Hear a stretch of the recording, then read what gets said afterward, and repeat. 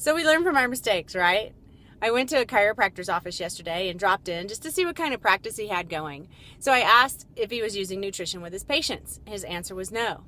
And I asked the question, is that something you're interested in? And he said no.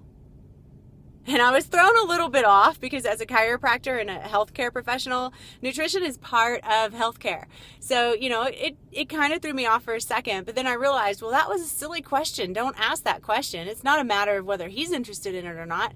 He went on to tell me he's got his plate full with what he's doing and the treatments as he's doing and the way he runs his practice. So it did give me an opportunity to save myself. I got to go, oh, well, what I find, there are a lot of chiropractors who tell me they love their practice and they think nutrition's important, but they don't have the time or the space to talk about it with their patients.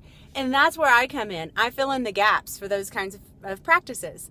And so if you'd be interested in talking about how that can work, I'd be happy to have that conversation with you. And I actually saved it. So we're having, he's actually watching the 20-minute push and play video, and we're going to have another conversation tomorrow. So we'll see how that all turns out. But what I know now is to ask the question, do you feel like nutrition is important for your patients? And if you had someone to support you in the nutrition aspect with your patients, would that be something that interests you? And so we'll see how that goes next time, because that's how I'll be following through.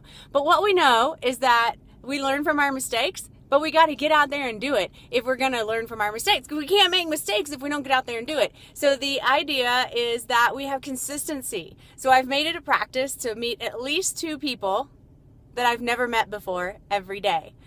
Actually 4 days. I've got to work on another day on some other things. So, but 4 days a week, I'm going to meet at least 2 people that I've never met before, so I can continue to grow my database.